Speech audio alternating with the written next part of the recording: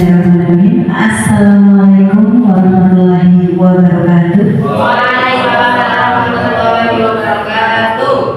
Yang terhormat Bapak Arman SPD SD, Kepala Sekolah SD Negeri 3 Kota Binaun, Bapak dan Ibu guru hebat yang penuh ceria semangat. Masih semangat Bapak Ibu? Terima kasih atas kesediaannya dan kehadirannya menghadiri undangan kami dalam acara diseminasi budaya positif. Salawat serta salam senantiasa kita sanjungkan kepada baginda Nabi Muhammad SAW yang telah membawa kita dari zaman ke-8 ke zaman terang benderang ini. Baik Bapak Ibu, pada hari ini kita ada kegiatan diseminasi budaya positif yang nanti akan disampaikan oleh Ibu Kati Saryati. Namun demi tertibnya acara, saya di sini izinkan untuk memandu jalannya acara agar dapat berjalan dengan tertib. Tertib acara pada siang hari ini yang pertama pembukaan, yang kedua sambutan oleh Bapak Kepala Sekolah, yang ketiga pemaparan materi budaya positif, yang keempat tanya jawab, yang kelima penutup. Baiklah Bapak Ibu, untuk lebih mengefektifkan waktu, marilah segera kita buka acara pada siang hari ini dengan bacaan basmalah bersama-sama. Bismillahirrahmanirrahim. Semoga dengan bacaan basmalah acara dapat berjalan dengan lancar dan memberikan manfaat untuk kita semua. Baik Bapak Ibu yang kami hormati, untuk acara selanjutnya adalah sambutan yang akan disampaikan oleh Bapak Arman SPD SD selaku Kepala SD Negeri 3 Kota Binaun. Kepada Bapak Arman, disilakan.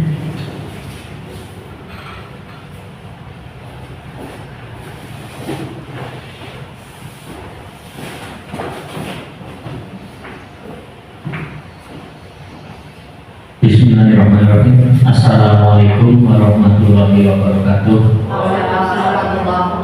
Alhamdulillah, masyukurillah, la haula wala quwwata illa billah.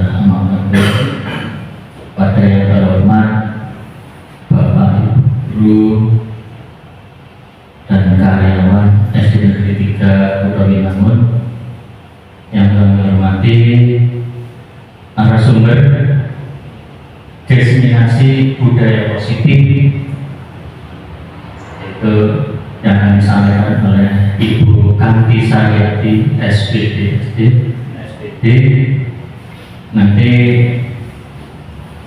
kami atas nama sekolah, seluruh dewan guru dan karyawan pada hari ini mengucapkan apresiasi yang sebesar-besarnya kepada Ibu Kanti Saryati selaku JPD Angkatan 11. Mudah-mudahan apa yang akan disampaikan pada hari ini dapat kita terapkan pada pembelajaran di kelas kita, yang nantinya akan dapat mengubah budaya positif, akan menjadi lebih baik dalam pembelajaran di kelas yang dilakukan oleh Bapak Ibu guru. Sekali lagi, mudah-mudahan program dari Bu Kanti Saryati dapat berjalan lancar dan sukses untuk Ibu Kanti Saryati. Demikian yang dapat kami sampaikan. Wassalamualaikum warahmatullahi wabarakatuh.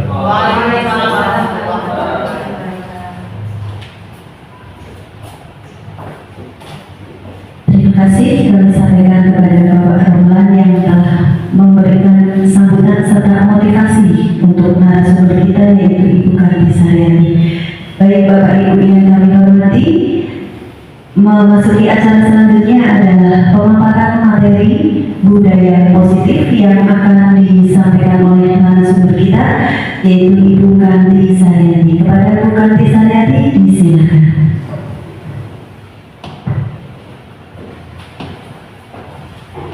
Terima kasih kami sampaikan kepada Ibu Sri saya ngomong hari ini atas waktu yang diberikan. Assalamualaikum warahmatullahi wabarakatuh. Waalaikumsalam warahmatullahi wabarakatuh. Semangat pagi Bapak Ibu. Iya, memang memperingati hari kemerdekaan tanggal 17 Agustus, di mana tadi pagi kita sudah bersama-sama mengikuti upacara bendera dengan panas yang begitu cetar. Semoga menambah semangat kita pada siang hari ini ya Bapak Ibu ya. Monggo kita akan bersama-sama untuk bersama belajar.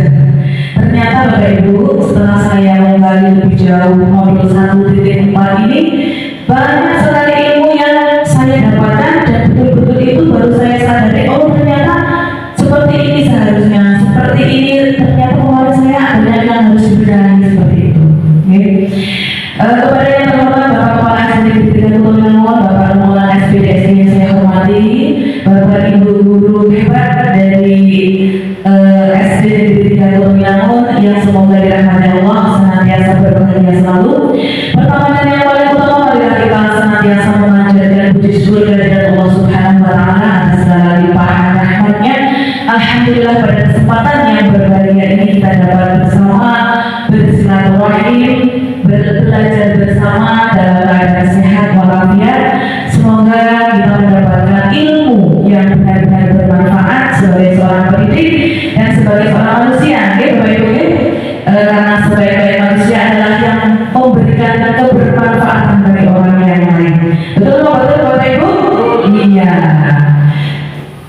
Untuk selanjutnya salam serta salam senantiasa kita sanjungkan kepada junjungan kita Nabi Agung Muhammad SAW, keluarga sahabat serta para pengikutnya, dengan harapan semoga kita dapat menjadi hamba-Nya yang telah akan mendapatkan syafaat di dunia hatta akhirah. Amin Allahumma amin.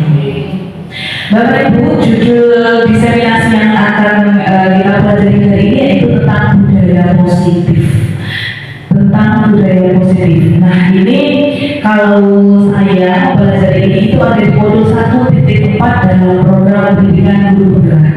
Ini modul keempat Bapak Ibu dari 10 modul yang akan saya pelajari. Mohon doa restunya 4 modul insya Allah sudah mau terlampaui, masih ada 6 modul dan masih ada beberapa lokal lainnya.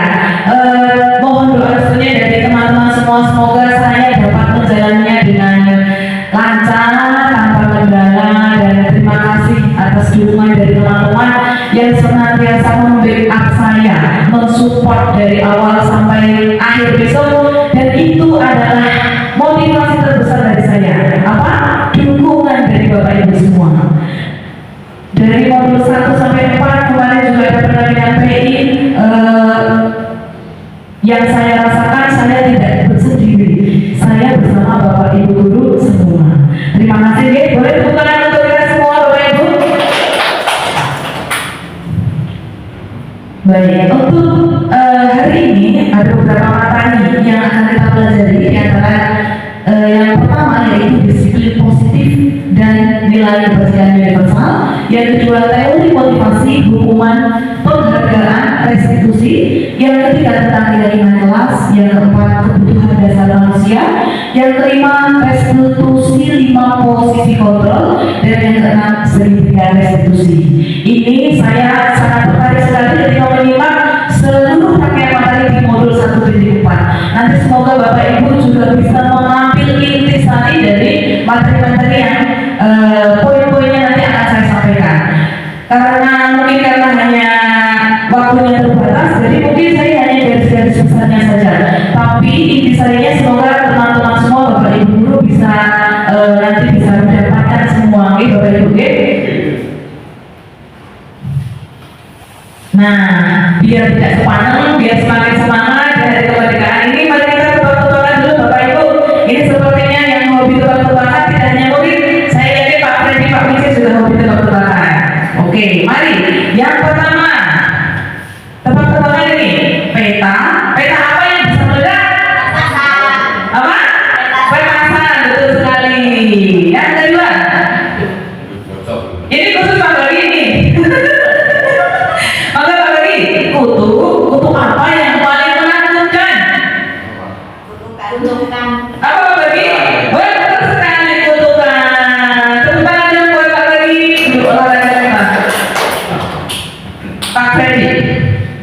Pak Freddy bisa bis apa yang bisa dimakan? Betul sekali. Terbaik mereka semua. Sudah siap belajar semua ini Bapak Ibu ya? Nah, ini materi yang pertama tentang disiplin. Apa sih disiplin itu? Pak, bagi saya sering melihat anak menyiapkan anak-anak tapi kok nggak baris-baris ya, lama gitu ya. Sehingga kadang harus dengan berbagai cara untuk mendisiplinkan siswa. Menurut Pak Bagi, disiplin itu apa Pak? Sesuai dengan aturan. Kalau menurut Pak Ferdi? Sama. Oke. Apa sih disiplin itu? Disiplin itu bisa dimaknai menjadi sesuatu yang dilakukan oleh seseorang pada orang lain untuk mendapatkan kepatuhan. Kata disiplin sering dihubungkan dengan hukuman. Betul atau tidak? Bapak Ibu, ada yang tidak disiplin dihukum. Gitu betul? Karena saya juga melakukan. Mungkin teman-teman sudah tidak ada yang hukum ya, tetapi itu masa lalu saya. Semoga setelah belajar saya tidak menghukum lagi. Jadi insaf. Sering dihubungkan dengan hukuman, padahal itu sungguh berbeda. Karena belajar tentang disiplin positif itu tidak harus dengan memberi hukuman Bapak Ibu. Justru itu adalah salah satu alternatif paling akhir kalau perlu itu hukuman tidak usah dilakukan, gitu ya. Ada banyak cara tanpa memberi hukuman untuk bisa menegakkan kedisiplinan siswa. Seperti apa? Mari kita simak lebih lanjut. Menurut KHD itu Pak Bu Hajar Dewantoro, seseorang yang memiliki disiplin diri berarti mereka bisa bertanggung jawab. Kata kuncinya apa? Bertanggung jawab terhadap apa yang dilakukannya, karena mereka mendasarkan tindakan mereka pada nilai-nilai kebajikan universal. Pada teori kontrol itu juga menyebutkan bahwa tindakan seseorang, misalkan Pak Freddy ini datang terlambat, absen jam berapa? 7 misalnya ya Pak. Saya lihat Pak Freddy datangnya kan jam 6.45 itu dari sekolah. Pak Freddy datang terlambat. Saya yakin Pak Freddy punya alasan tertentu kenapa Pak Freddy datang terlambat. Misalkan putra Niko bilang pas mau berangkat minta digendong dulu, atau mungkin istrinya minta bantuan nilai motornya bermasalah sehingga harus kompetensinya dulu. Nah, itu pasti ada alasan mengapa Pak Freddy melakukan tindakan itu. Okay? Pada teori kontrol itu dijelaskan bahwa seseorang melakukan tindakan tertentu pasti didasari oleh alasan tertentu dan dengan tujuan tertentu. Nah, itu nanti teori itu yang akan membawa kita lebih jauh ke materi-materi yang akan kita pelajari berikutnya. Selanjutnya, tadi menunjukkan nilai-nilai kebajikan. Nilai-nilai kebajikan itu apa sih? Nilai-nilai kebajikan universal itu apa sih? Kebajikan itu artinya apa Bapak Ibu?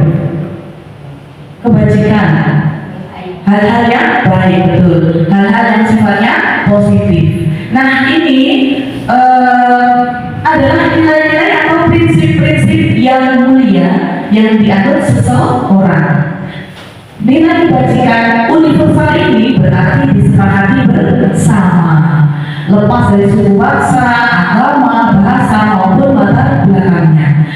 Nah, nilai-nilai kebajikan universal ini nanti yang akan menjadi payung atau fondasi atau landasan dari kita untuk bersikap dan berperilaku. Landasannya apa Bapak Ibu? Nilai kebajikan universal. Jadi ketika kita berperilaku, harapannya perilaku kita itu dilandaskan dengan nilai-nilai kebajikan universal. Kemudian ada Diane Gosser itu mengungkapkan bahwa dengan mengalihkan nilai-nilai kebajikan yang diyakini oleh seseorang, maka motivasi intrinsiknya akan terbangun sehingga menggerakkan motivasi dari dalam untuk dapat mencapai tujuan mulia yang diinginkan. Motivasi itu ada ekstrinsik, ada intrinsik. Kalau ekstrinsik itu munculnya dari mana Bapak Ibu? Dari luar, betul sekali. sekali. Bisa dari pengaruh orang lain, bapak ibu guru, teman, keluarga dan seterusnya. Kalau intrinsik itu murni dari dalam diri kita. Nah, harapannya motivasi yang terbaik itu adalah muncul dari mana bapak ibu? Dari luar atau dari dalam? Murni dari dalam untuk melaksanakan nilai-nilai kebajikan. Segala tingkah laku kita itu dilandaskan dengan fondasi nilai-nilai kebajikan. Nah, nilai-nilai kebajikan universal itu banyak sekali bapak ibu. Salah satunya ini profil pelajar Pancasila. Oke, mari kita nyanyi bersama bapak ibu. Saya yakin sudah hafal semua ya. Belajar Pancasila, beriman dan bertakwa pada Tuhan yang esa dan berakhlak mulia, berkebinekaan global, gotong royong mandiri, kreatif dan bernalar kritis. Oke, itu ada berapa banyak poinnya kalau profil belajar Pancasila bapak ibu? 6 saja. Kalau murid kita bisa berpegang teguh pada 6 prinsip ini sudah luar biasa ya bapak ibu. Padahal banyak sekali nilai-nilai kebajikan universal yang lain. Di antaranya itu ada Ibu Prima Leaders Program, di mana setiap murid itu ada toleransi, rasa hormat, integritas, mandiri, menghargai, antusias, empati, keingintahuan, kreativitas, kerjasama, percaya diri, komitmen, dan yang ketiga ini ada dari nilai kebajikan universal 9 pilar karakter. Ada cinta Tuhan dan segala ciptaannya, kemandirian dan tanggung jawab, kejujuran, diplomatis, hormat dan santun, dermawan, suka menolong dan gotong royong, percaya diri, kreatif dan bekerja keras, kepemimpinan dan keadilan, baik dan rendah hati, toleransi, kedamaian dan kesatuan. Itu baru yang ketiga. Selanjutnya yang keempat ada petunjuk seumur hidup dan keterampilan hidup. Wow, dari namanya seumur hidup, petunjuk seumur hidup. Jadi itu sudah ada petunjuknya ya, selain kita ya. Yaitu nilai-nilai kebajikan yang keempat itu dari keterampilan hidup dulu. Dapat dipercaya, lurus hati, berpikir yang aktif, tidak merendahkan orang lain, memberikan yang terbaik dari diri. Untuk petunjuk hidup ada peduli, penalaran, bekerjasama, keberanian, keingintahuan, usaha, keluasan atau fleksibilitas, berorganisasi, kesabaran, keteguhan hati, kehormatan, memiliki rasa humor, berinisiatif, integritas, pemecahan masalah, sumber pengetahuan, tanggung jawab, persahabatan. Kemudian the seven essential virtues, ada empati, ada suara hati, bukan judul lagu ya. Ada nggak Pak Wijil judul lagu suara hati? Oh, cerita hati. Ada kontrol diri, ada rasa hormat, kebaikan, toleransi dan keadilan. Kemudian ini yang paling banyak, the Virtus Project nilai-nilai kebajikan. Ada berapa banyak itu Bapak Ibu? Oh, banyak sekali ya. Dari peduli, rajin, integritas, rasa hormat dan seterusnya. Ada kesetiaan, ada lurus hati sampai terakhir pengertian. Bayangkan kalau kita, murid-murid kita bisa melaksanakan segala aktivitas dengan landasan fondasi nilai-nilai kebajikan universal, apa yang akan terjadi dengan sekolah kita Bapak Ibu? Pak Bagi tidak perlu menyiapkan, mungkin murid sudah baris yang tadi Pak Bagi ya. Upacara bendera tidak perlu disemprit, itu berarti sudah siap. Ayo Pak Bagi, siapa yang menjadi pembina? Sudah siap.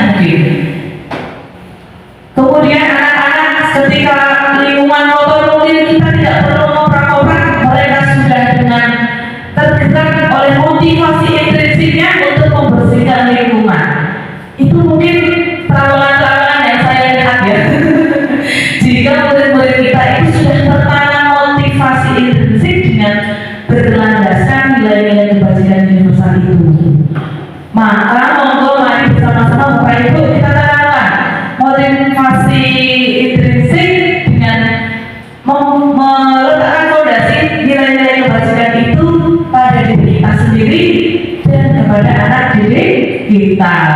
Sulit apa gampang Bapak Ibu kira-kira? Sulit ya, tapi tidak ada salahnya kita mencoba nih Bapak Ibu. Baik, lanjut pada poin berikutnya, teori motivasi, hukuman dan penghargaan dan restitusi. Nah ini Bapak Ibu, ketika saya belajar materi ini, saya itu banyak sekali merenung dan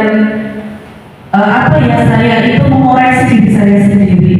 Saya kira-kira masuk ke motivasi yang mana ketika melakukan suatu tindakan. Jadi Dian Rosen itu dalam bukunya yang berjudul Let's Function School Discipline menyatakan ada 3 motivasi perilaku manusia. Ada berapa Bapak Ibu? 3. Motivasi yang pertama untuk menghindari ketidaknyamanan atau hubungan. Seperti saya datang tidak lebih dari jam 7. Itu saya menyadari bahwa awal mulanya saya itu motivasinya itu menghindari ketidaknyamanan atau hubungan. Karena saya takut kalau absen saya merah nanti saya dipanggil ke dinas. Atau kalau saya terlambat nanti Pak Kepala batin bupati saya terlambat terus ya sih rumahnya jauh tapi waktu manggil kok ya udah insaf gitu loh. Nah itu ternyata motivasi saya itu di situ, menghindari ketidaknyamanan atau hukuman. Saya takut nanti bok diapakan, bok apa-apa gitu ya. Jadi ini merupakan tingkat terendah dari motivasi perilaku manusia. Tingkatan paling rendah Bapak Ibu. Biasanya orang yang motivasi perilakunya itu untuk menghindari hukuman atau ketidaknyamanan. Yang kedua, untuk mendapatkan imbalan atau penghargaan dari orang lain. Di sini orang berperilaku untuk mendapatkan imbalan atau penghargaan dari orang lain. Pernah apa tidak Bapak Ibu? Bapak Ibu melamar sesuatu hal agar ingin mendapat imbalan dari orang lain, misalkan dipuji atau diapresiasi oleh orang lain. Pernah Bapak Ibu? Campur dengan pacar mungkin, dengan suami istri pernah boten? Kalau saya sering. Ya, seringkali saya masih berperilaku seperti itu biar saya itu mendapat imbalan, terutama terhadap suami saya di rumah. Jika ingin sesuatu saya berbuat baik dulu, kalau tidak ya nanti dulu. Nah, ada maunya. Ini juga masih sifatnya motivasinya eksternal, karena masih masih prinsipnya masih berpengaruh pada orang di luar sana, masih berprinsip eksternal. Motivasi yang ketiga itu apa? Untuk menjadi orang yang mereka inginkan dan menghargai diri sendiri dengan nilai-nilai yang mereka percaya. Nilai-nilai apa? Ya kebajikan universal tadi. Ini yang terbaik Bapak Ibu, yang benar-benar muncul secara intrinsik dari dalam hati kita. Mereka melakukan sesuatu karena nilai-nilai yang mereka yakini dan hargai, dan mereka melakukannya karena mereka ingin menjadi orang yang melakukan nilai-nilai yang mereka yakini tersebut. Misalkan saya datang itu tidak pernah terlambat. Wah, misal ini dengan motivasi apa? Bukan karena saya biar tidak dihukum, bukan karena biar saya diapresiasi, tapi memang karena dari dalam hati saya itu sebagai seorang pendidik, saya menghargai diri saya sendiri bahwa saya itu orang yang disiplin, saya menjadi teladan untuk murid-murid saya, maka saya berperilaku seperti itu. Dengan saya berperilaku disiplin, maka penghargaan kepada diri saya kan akan jauh lebih tinggi, Bapak Ibu. Iya, seperti itu. Ini tingkatan yang paling tinggi. Jadi segala tingkatan kita, murid kita itu dalam teori motivasi terbagi menjadi 3 kelompok. Yang paling parah, yang paling rendah itu apa Bapak Ibu? Alasannya itu untuk menghindari ketidaknyamanan.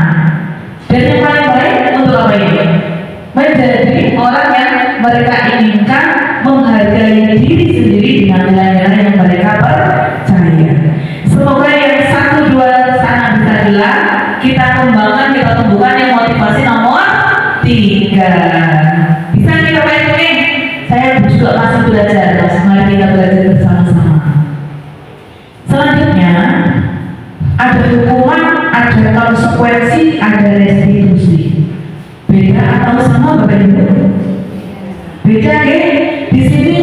ada identitas gagal. Kalau hukuman itu termasuk identitas gagal Bapak Ibu.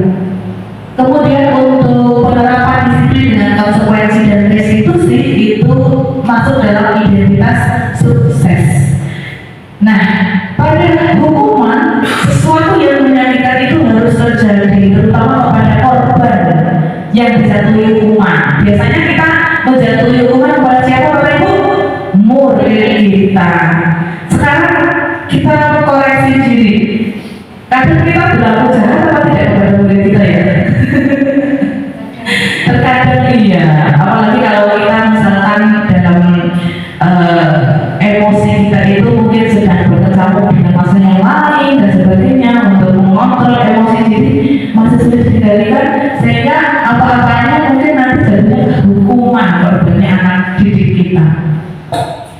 Kemudian pada konsekuensi itu sesuatu harus terjadi, misalkan di kelas kita sudah ada kesepakatan kelas dan teman-teman konsekuensinya apa, maka konsekuensinya harus dilaksanakan. Ketika restitusi ini merupakan pilihan Bapak Ibu, jadi Bapak Ibu nanti mengajak ngobrol, memfasilitasi murid kita, kira-kira jalan keluar untuk menyelesaikan masalah itu apa? Tidak diberi hukuman, tidak langsung menjalankan konsekuensi, tapi diajak untuk berdiskusi, menemukan jalan terbaik untuk dia bisa menjadi anak-anak yang lebih baik, bisa diterima oleh kelompoknya dengan identitas yang lebih baik. Selanjutnya,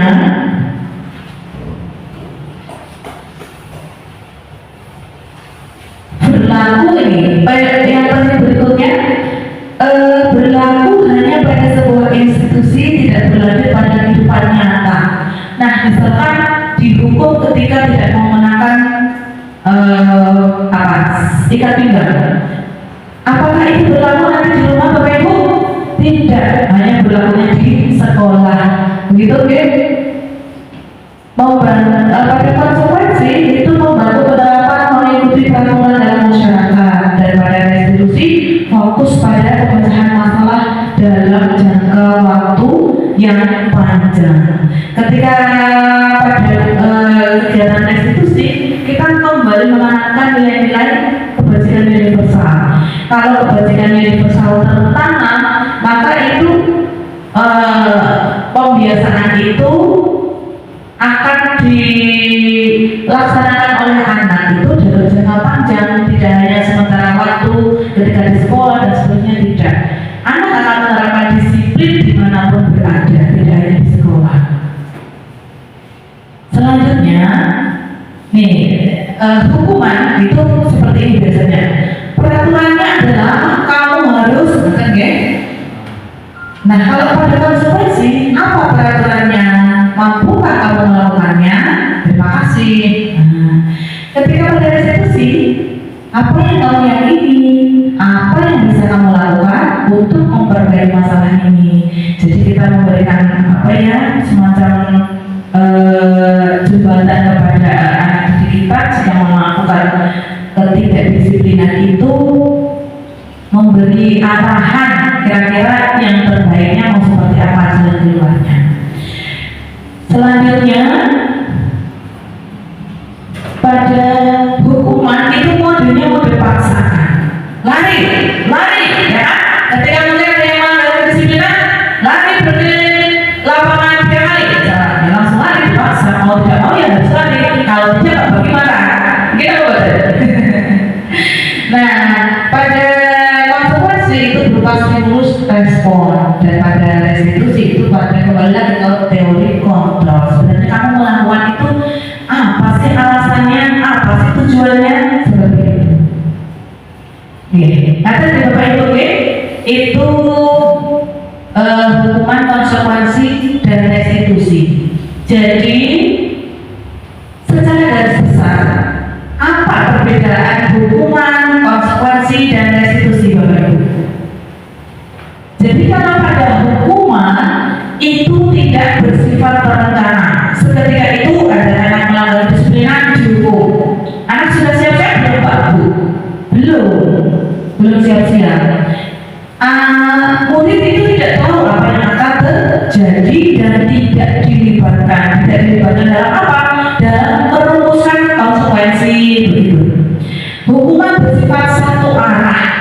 dari guru ke murid biasanya, ya. Dan murid hanya menerima satu hukuman tanpa melalui kesepakatan, hanya sepihak saja, begitu. Atau pengarahan dari pihak guru baik sebelum atau sesudahnya. Itu jikalau hukuman murid tidak dilibatkan dalam pembuatan konsekuensi secara bersama-sama. Seketika itu, ketika dia melakukan pelanggaran kedisiplinan, langsung dihukum. Kalau dalam bentuk konsekuensi ini lebih baik lagi ketimbang hukuman. Sudah terencana atau sudah disepakati, misalkan dalam kelas ada kesepakatan kelas. Di kelas Bapak Ibu ada kesepakatan kelas. Ada kalau buatan ada sepertinya Pak Dedi ini judulnya juga sudah ada, tapi kemarin sempat copot karena dicat kelasnya. Nah, disiplin dalam bentuk konsekuensi sudah terencana atau sudah disepakati, sudah dibahas dan disetujui oleh murid dan guru. Mungkin di kesepakatan kelas ada contoh seperti ini, tidak membuang sampah sembarangan. Dia mau buat Pak Presiden tidak kesepakatan kelasnya seperti itu? Tidak membuang sampah sembarangan. Nah, ketika kita membuat keyakinan kelas seperti itu, pasti ada konsekuensinya. Jika ada yang melanggar, maka ada Nah, jika ada yang melanggar, biasanya itu sudah dibahas bersama. Melanggar mau apa? Digali bersama-sama, disepakati bersama. Betul apa tidak Pak Dedi? Iya. Nah, di situ murid itu jadinya sudah bersiap-siap ketika dia tidak membuang sampah pada tempatnya, dia sudah tahu konsekuensi apa yang harus dia kerjakan, yang harus dia terima. Ini lebih perlu lagi dengan murid, tidak seperti hukuman yang tadi sepertinya ekstrim banget, okay? Yang ketiga, ini restitusi. Restitusi itu merupakan proses kolaboratif yang mengajarkan murid untuk mencari solusi untuk masalah mereka. Jadi kolaborasi guru dengan murid, atau mungkin bisa melibatkan dengan murid yang lain dan membantu murid berpikir tentang orang seperti apa yang mereka inginkan dan bagaimana mereka harus berperilaku atau memperlakukan orang lain. Nah, ini nanti akan kita kupas lebih lanjut. Restitusi ini sangat baik diterapkan Bapak Ibu, karena restitusi nanti bisa menggali lebih jauh motivasi intrinsik murid-murid kita. Lanjut nih Bapak Ibu, sambil ini Pak Lusin saya mengoperasikan laptop LCD. Oke, Bapak Ibu sering apa tidak memberi penghargaan apresiasi kepada murid kita? Ada yang memberi bintang prestasi mungkin di kelas? Atau mungkin memberi hadiah tertentu? Ada ya, saya juga melaksanakan. Tetapi Bapak Ibu, menurut Alfikon mengumumkan baik penghargaan maupun hukuman itu adalah cara-cara mengontrol perilaku seseorang yang justru menghancurkan potensi untuk pembelajaran yang sesungguhnya. Menurut Kon, secara ideal, tindakan belajar itu sendiri adalah penghargaan yang sesungguhnya. Nah, ini Kon juga mengungkapkan beberapa pernyataan dari hasil pengamatan selama ini tentang tindakan memberikan penghargaan yang nilainya sama dengan, ternyata memberi penghargaan itu sama dengan menghukum Bapak Ibu. Di sini disebutkan bahwa penghargaan itu menurut Kom itu tidak efektif. Kenapa tidak efektif? Jika kita memberi penghargaan kepada murid kita, misalkan dapat nilai misalkan datang tidak terlambat diberi bintang 1 bintang, datang nomor 1 diberi bintang, maka dia datang ke sekolahnya itu motivasi yang pertama ingin mendapatkan bintang. Ketika gurunya itu lupa tidak memberi bintang, apa yang terjadi dengan motivasinya? Kendor, kita membuat. Nah, motivasi itu berarti hanya bersifat sementara, tidak berlangsung jangka panjang. Nah, itu penghargaan tidak efektif jika menurut Kon. Kemudian penghargaan merusak hubungan.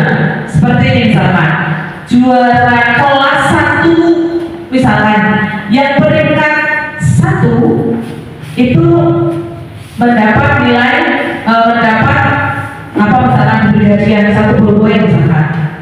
Nah, bagi temannya yang peringkat 2, 3, karena mereka kan juga sudah berjuang tidak mendapatkan ballpoint, nanti mereka bisa iri kepada yang mendapat peringkat 1. Itu bisa merusak hubungan pertemanan antara si A dengan si B yang tadi mendapat peringkat 1 dan peringkat 2. Bisa menimbulkan rasa iri. Kemudian pada penelitian juga penghargaan itu bisa mengurangi kecepatan, menurunkan kualitas dan mematikan kreativitas.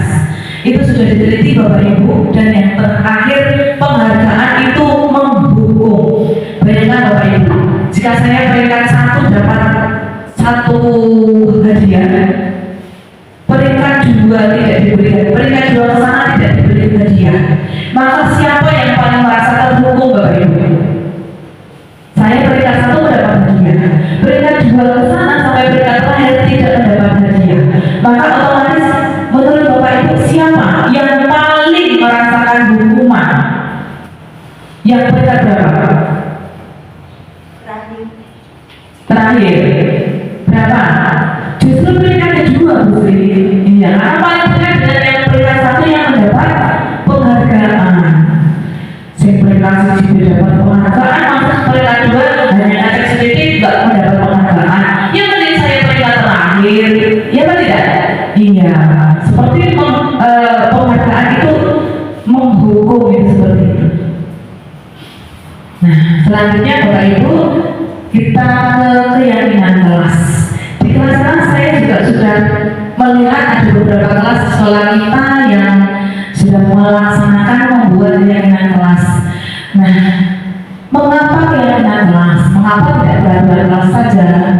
Nah, ini ada contoh Bapak Ibu, ada pertanyaan. Mengapa kita memiliki peraturan tentang penggunaan helm pada saat mengendarai kendaraan roda 2 atau motor?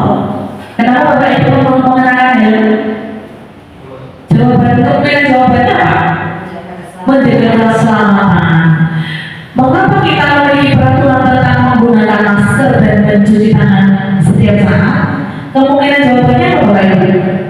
Untuk menjaga kesehatan, untuk menjaga keselamatan. Nah, keselamatan kesehatan inilah yang kita sebut sebagai suatu keyakinan, yaitu nilai-nilai kebajikan universal yang tadi kita sudah bahas itu, yang disepakati secara tersirat dan tersurat lepas dari latar belakang suku, negara, bahasa maupun agama.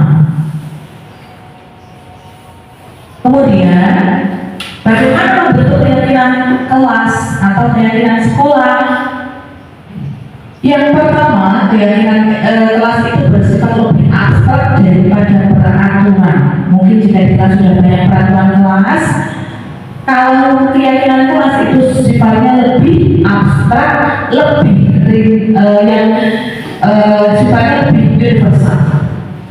Pernyataannya universal. Pernyataan keyakinan kelas senantiasa dibuat dalam bentuk positif. Jadi tidak ada kalimat tidak boleh makan sambil berdiri, dilarang membuang sampah. Itu di kalimat-kalimat negatif itu harus diubah menjadi kalimat yang bentuknya positif. Contohnya membuang sampah pada tempatnya. Keyakinan kelas sebenarnya tidak terlalu banyak sehingga mudah diingat dan dipahami oleh semua warga. Sedikit saja Bapak Ibu, idealnya 8 itu sudah maksimal biar bisa diingat-ingat oleh murid kita. Karena ketika nanti ada murid yang tidak melakukan kedisiplinan, kita mengembalikan lagi kepada keyakinan kelas apa yang kalian tidak patuhi seperti itu. Keyakinan kelas sebaiknya sesuatu yang dapat diterapkan di lingkungan tersebut.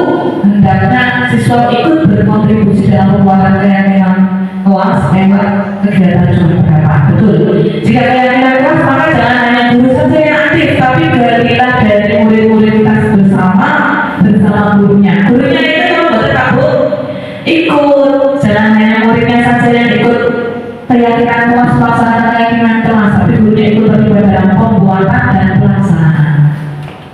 Kemudian meninjau kembali dari waktu ke waktu.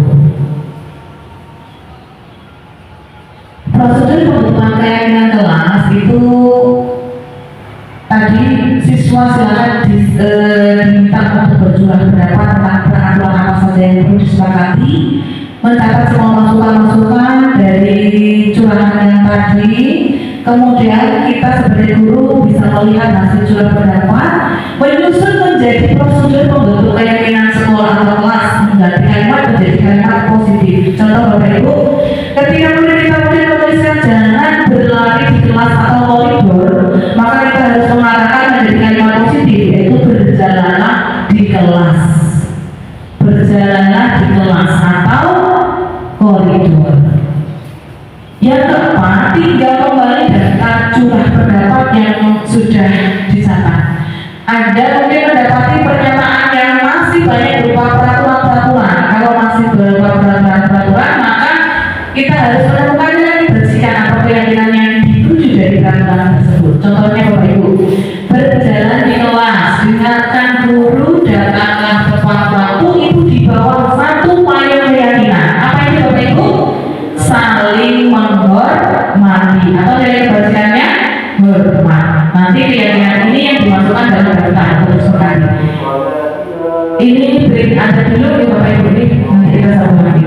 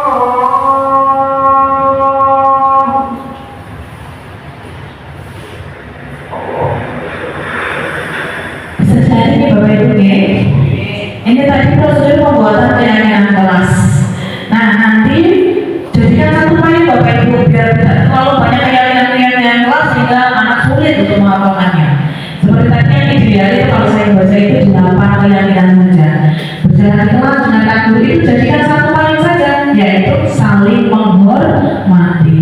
Nanti skupnya kalau saling menghormati itu luas sekali. Kemudian yang kelima, tidak ulang keyakinan kelas bersama-sama. Setelah beberapa peraturan telah disatukan menjadi beberapa keyakinan, maka jumlah butir pernyataan keyakinan akan berkurang. Nah, ini kalau ketika itu prinsip saja ya Bapak Ibu. Bila mana terlalu banyak, maka warga kelas akan sulit mengingatnya. Akibatnya akan sulit dijalankan. Idenya tidak sampai 7 nih Bapak Ibu nih. Yang keenam, setelah keyakinan sekolah atau kelas selesai dibuat, maka semua warga kelas termasuk guru dipersilakan untuk meninjau ulang, menyetujui, bahkan silakan murid-murid diminta menandatangani. Mesti senang Bapak Ibu, apalagi kalau yang kelas bawah itu belum bisa tanda tangan. Kalau dia tanda tangan itu rasanya, wih kayaknya serius banget gitu ya, seperti pegang kontrak dan tidak boleh dilanggar seperti itu. Kemudian kalau sudah ditandatangani, disepakati bersama, ditempelkan di dinding kelas yang bisa terlihat oleh murid-murid kita. Nah, tadi Bapak Ibu itu tentang keyakinan kelas. Contohnya ini di kelas 1 beberapa contoh keyakinan kelas. Setiap anggota kelas perlu belajar, perlu senang, perlu melakukan tugas, perlu saling menghargai, perlu merasa aman. Ini sifatnya umum semua. Kalau merasa aman berarti tidak ada yang bertengkar, tidak ada yang berbuat gaduh seperti itu.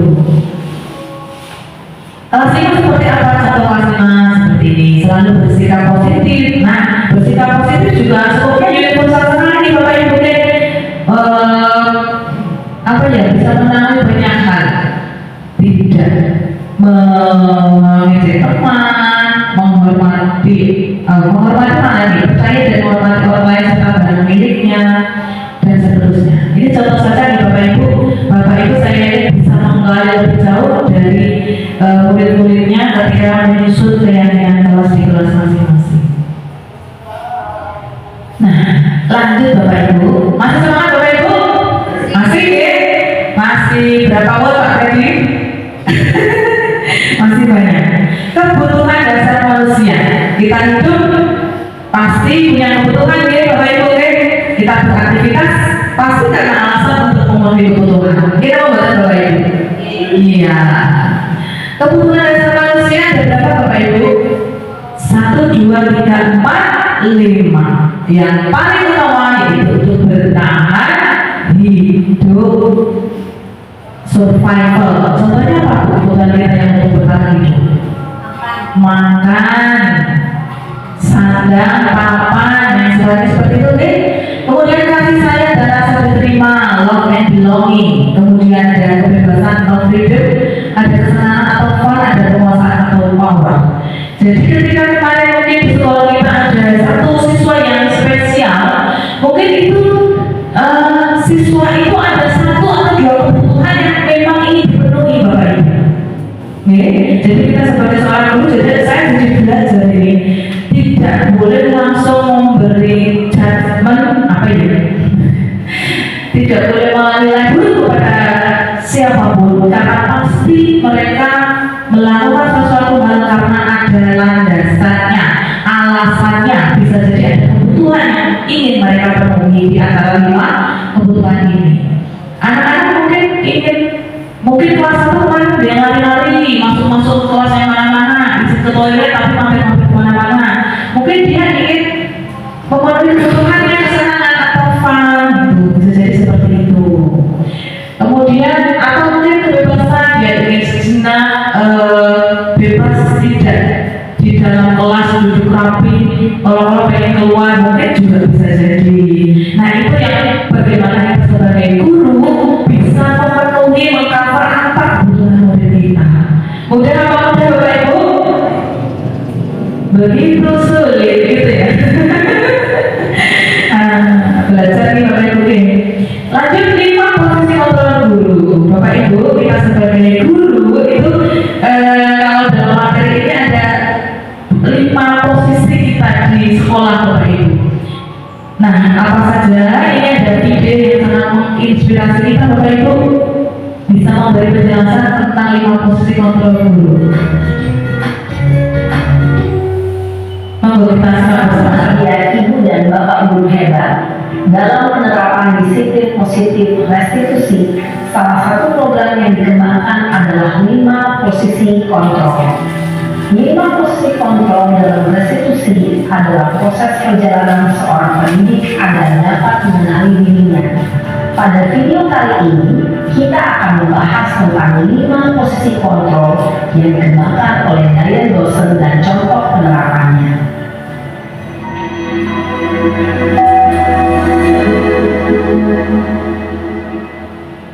5 posisi kontrol itu adalah: 1. Posisi penghukum. 2. Posisi pembuat merasa bersalah. 3. Posisi tenang. 4. Posisi pemantau atau monitor. Dan 5. Posisi manajer.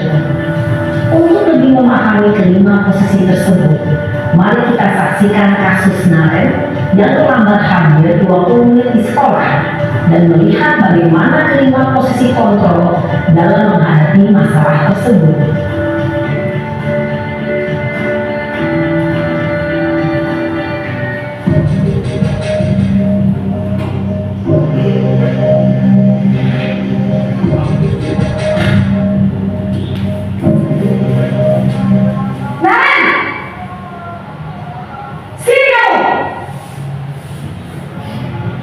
Selamat pagi, Bu. Selalu terlambat. Kamu deh, pasti terlambat. Maaf, Bu. Saya Apa? Apa coba? Alasan kamu apa lagi? Kapan sih kamu tidak terlambat? Malas sekali ya kamu jadi anak. saya Dasar pemalas. Gak kapok-kapok sih kamu.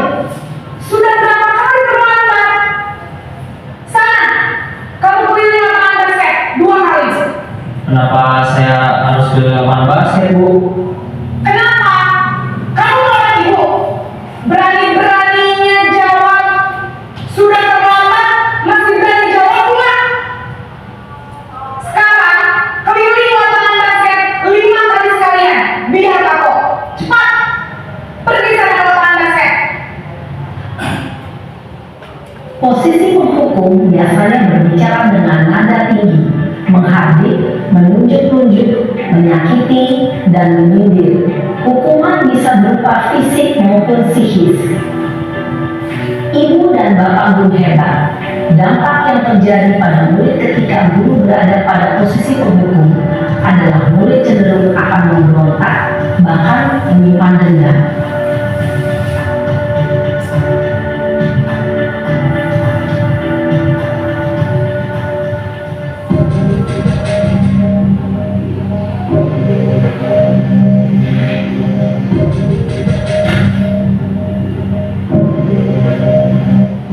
Nan!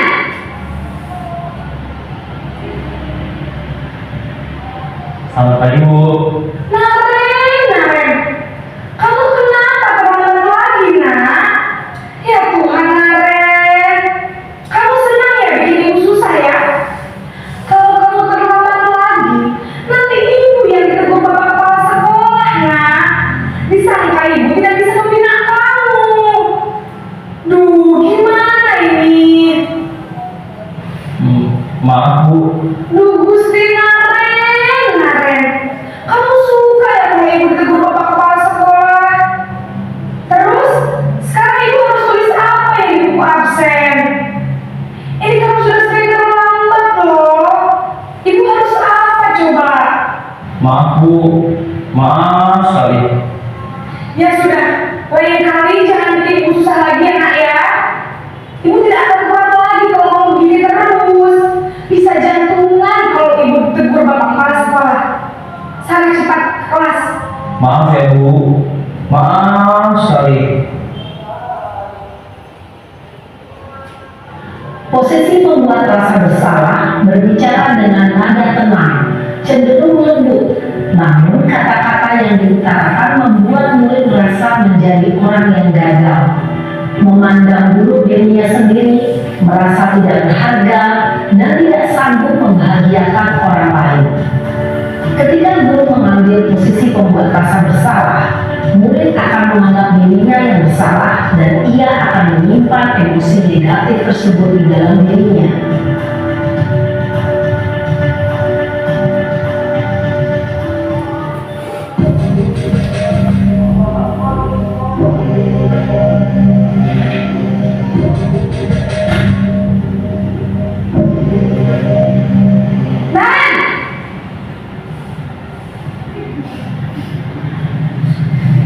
Selamat pagi Bu.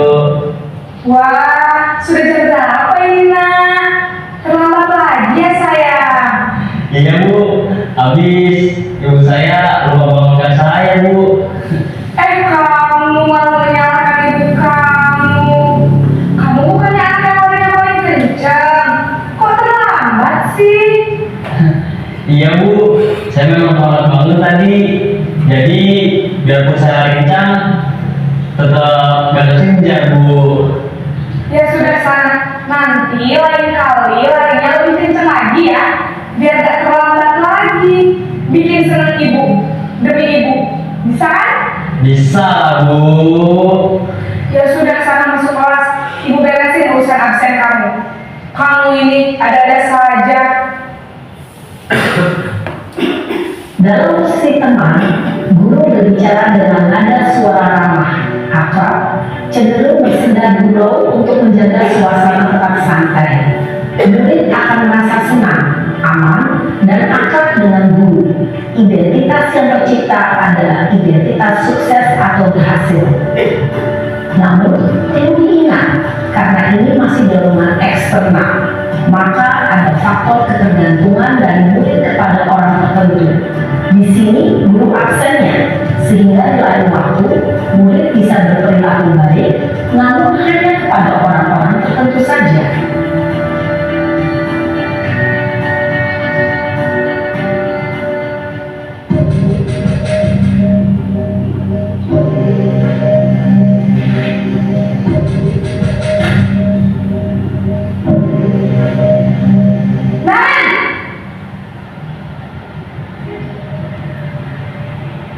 Selamat pagi Bu. Naren, apa peraturan sekolah kita tentang jam berapa kita harus masuk sekolah nak? Kita harus di sekolah jam 7 Bu. Iya betul, sekarang sudah jam 7.20. Naren sudah tahu konsekuensinya jika terlambat hadir. Paham Bu, saya harus tinggal kelas pas jam istirahat selama 20 menit. Iya benar, konsekuensinya demikian. Jadi nanti jam 9.30 pas istirahat, kamu harus tinggal di kelas, kerjakan tugas tambahan untuk ketertinggalan kamu, ya? Baik Bu. Posisi pemantau mengandalkan penghitungan atau data untuk mengontrol murid. Guru mengarahkan murid berdasarkan peraturan dan konsekuensi. Seorang pemantau menunjukkan bahasa tubuh dan ekspresi wajah yang datar dan cenderung formal.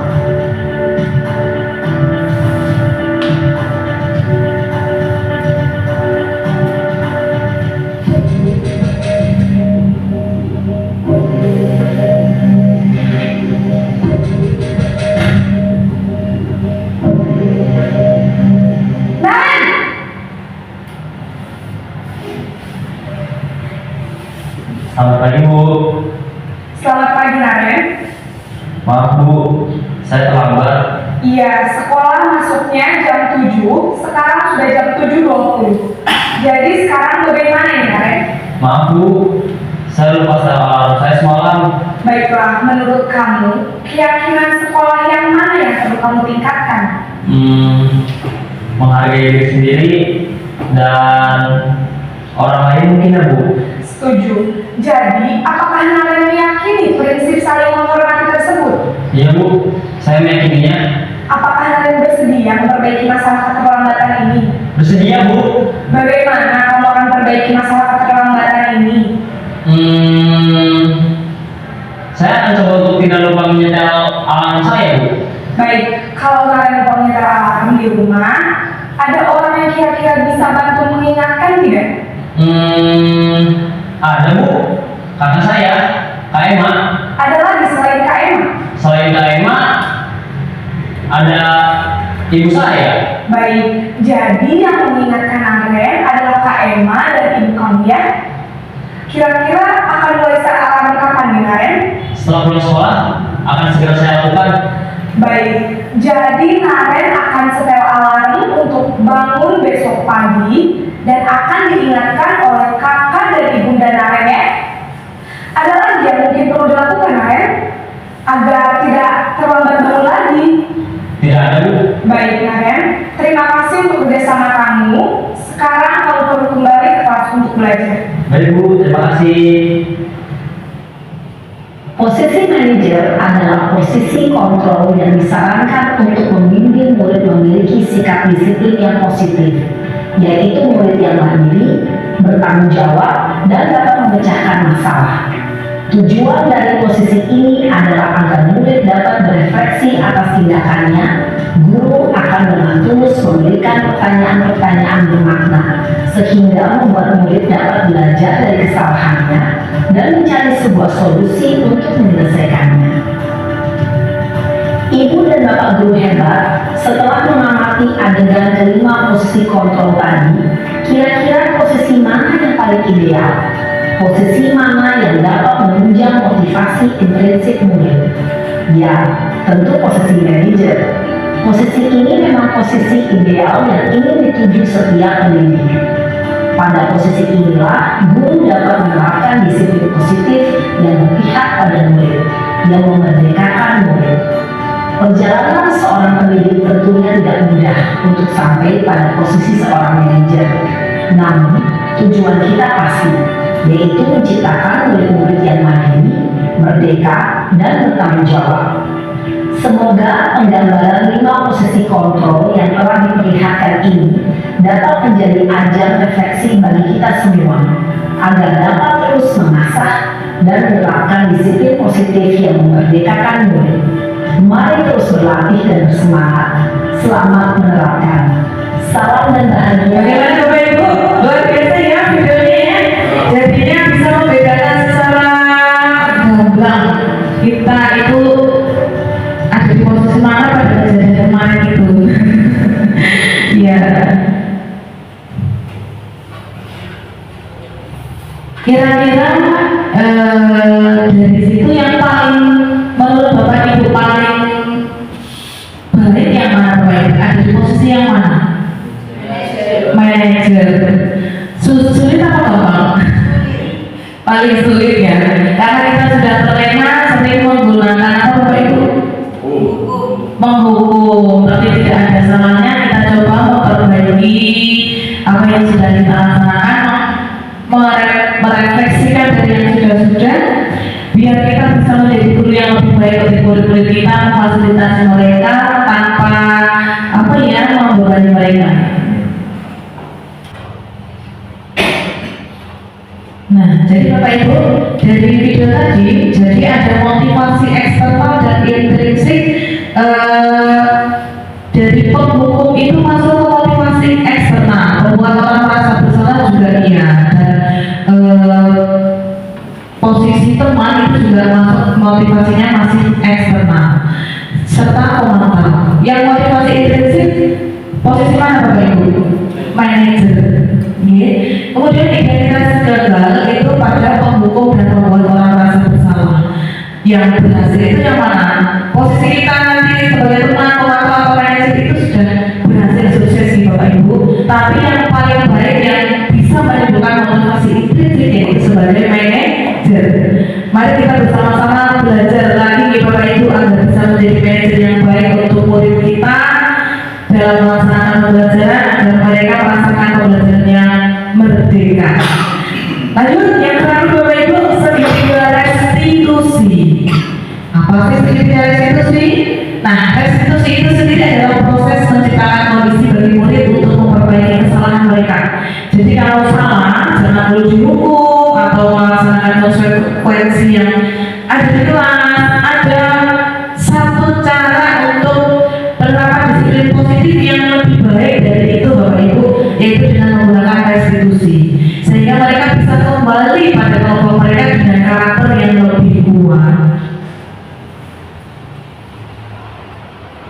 Nah, ini segitiga restitusinya. Yang pertama itu adalah stabilkan identitas. Jadi pada menstabilkan identitas itu, anak itu diarahkan bahwa setiap orang pasti pernah melakukan kesalahan. Kesalahan adalah bagian dari proses pembelajaran. Bu Guru pernah kok berbuat sama seperti kamu. Kamu bukan satu-satunya yang pernah melakukan ini seperti itu. Jadi anak tidak langsung dididik kamu bersalah, terus dia down gitu tidak. Yang kedua, validasi tindakan yang salah. Kamu tentu punya alasan mengapa kamu melakukan hal itu, ya kan? Ada cara yang lebih efektif untuk mendapatkan apa yang kamu butuhkan, seperti itu.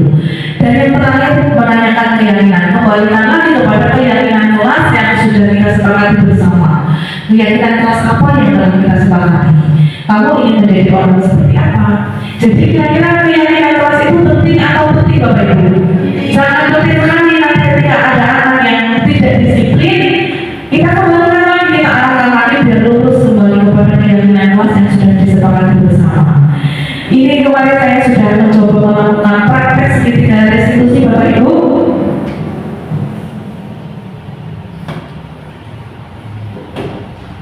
Nah, kebetulan kemarin ketika istirahat saya mengamati murid saya ada yang makan sambil berjalan. Assalamualaikum warahmatullahi wabarakatuh. Salam dan bahagia Bapak Ibu guru dewan. Video kali ini membuat demonstrasi kontekstual modul 1.4 tentang penerapan segitiga restitusi. Bersama saya, Andi Saryati, calon bersembilan angkatan 11 dari SD Negeri 36 Kabupaten Kebumen. Restitusi itu sendiri merupakan proses menciptakan kondisi bagi murid untuk memperbaiki kesalahan mereka sehingga mereka bisa kembali pada kelompok mereka dengan karakter yang lebih kuat. Tiga tahap segitiga restitusi meliputi menstabilkan identitas dengan dasar prinsip membuat kesalahan adalah bagian dari proses pembelajaran itu sendiri.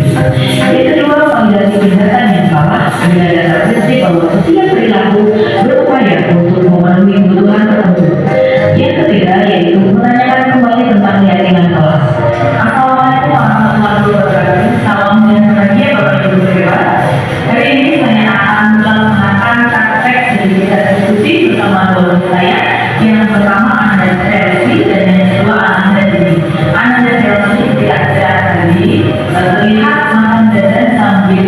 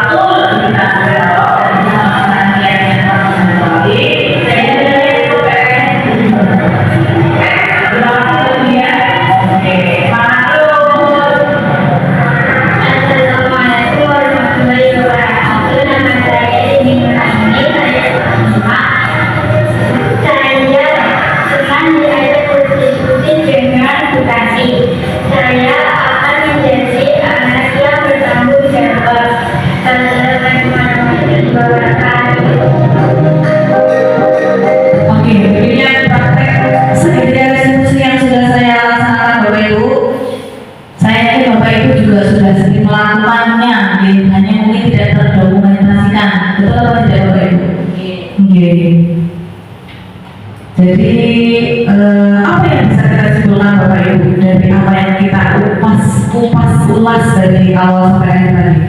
Yang pertama, sebagai seorang guru, sebenarnya kita berada di posisi kontrol yang mana Bapak Ibu? Sebagai manajer. Kemudian tadi Tiani juga salah satu mungkin yang bisa kita terapkan untuk menerapkan kedisiplinan di sekolah kita bisa juga dengan menerapkan segitiga restitusi itu tadi, meskipun tidak semua kasus itu bisa kita terapkan, sedangkan disesuaikan dengan permasalahan yang ada. Jadi Bapak Ibu,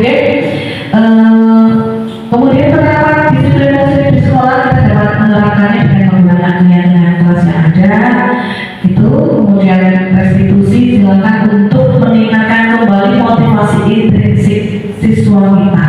Nah tadi Bapak Ibu, semoga yang sekelumit ini memberikan manfaat dan dampak yang luar biasa untuk kita semua Bapak Ibu. Sepertinya dari saya cukup. Mungkin ada pertanyaan dari Bapak Ibu, silakan, atau mungkin ada tanggapan. Monggo.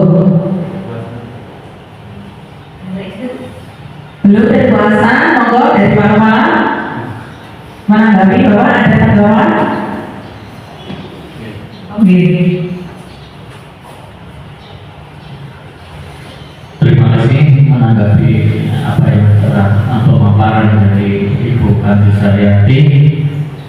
Kami mengucapkan terima kasih pada Ibu Kanti yang sudah mempraktekkan langsung melalui video itu kebutuhan. Kebetulan kemarin sudah dipraktekkan adanya kasus-kasus yang ada ini untuk menetapkan 5 posisi kontrol tentang tadi itu. Mudah-mudahan kita semua ya Bapak Ibu guru dapat menerapkan seperti Ibu Kanti ya. Jadi apa yang sudah dipraktekkan oleh Bu Kanti. Selanjutnya tentang kedisiplinan kelas juga mudah-mudahan dapat diterapkan di kelas kita masing-masing. Keyakinan kelas khususnya. Tadi masukan nanti kalau membuat kalimat yang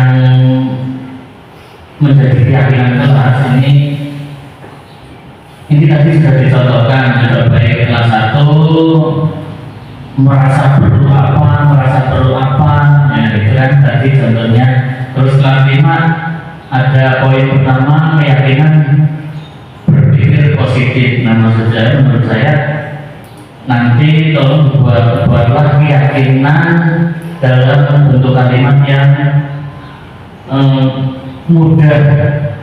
mudah ditangkap atau mudah dilaksanakan dan ada tolak ukurnya. Misalnya berpikir positif, nanti anak bingung yang dimaksud berpikir positif yang bagaimana. Nah, itu nanti mudah-mudahan di semua kelas kita nanti merumuskan kalimat yang dapat langsung dilaksanakan oleh anak. Misalnya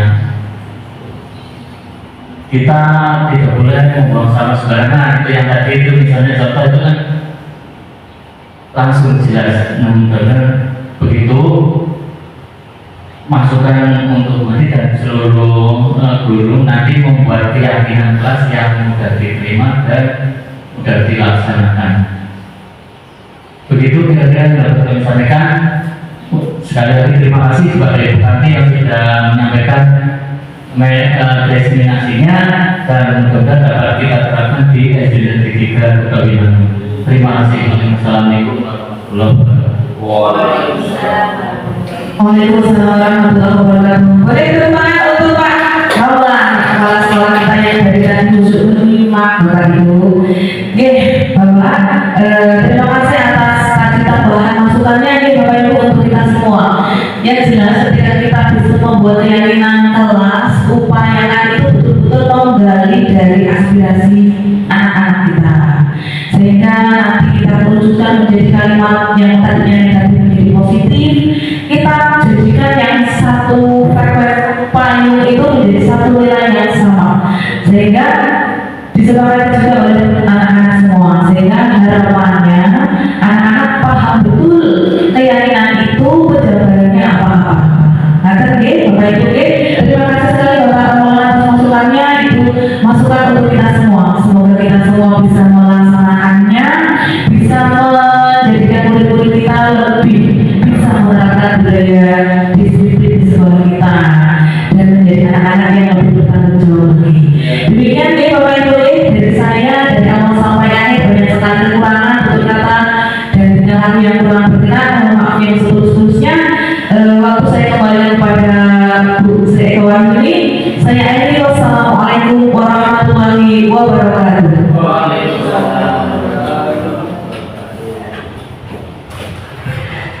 Beri tepuk tangan yang meriah untuk narasumber kita yang disayati yang sudah memaparkan materi tentang budaya positif sekaligus dengan contoh penerapan yang memang benar-benar sudah dilaksanakan. Jadi tidak hanya materi saja, tapi aksi nyatanya sudah ada. Semoga kita semua di SDN 3 Kuala ini bisa mengambil intisari dari materi budaya positif yang sudah dipelajari oleh Ibu Karti Saryati, kita terapkan di kelas, di sekolah, agar menjadikan sekolah kita menjadi lebih baik, lebih maju, dan dapat menciptakan generasi para peserta didik yang memiliki motivasi intrinsik untuk selalu berbuat baik. Seperti itu ya Bapak Ibu. Kiranya demikian acara pada siang hari ini, diseminasi budaya positif yang sudah terlaksana dengan lancar. Kami ucapkan terima kasih kepada Bapak Ibu guru yang sudah berkenan menyimak acara dengan begitu antusias. Dari saya banyak tutur kata yang salah dan kekurangan, mohon maaf yang setulus-tulusnya. Wassalamualaikum warahmatullahi wabarakatuh.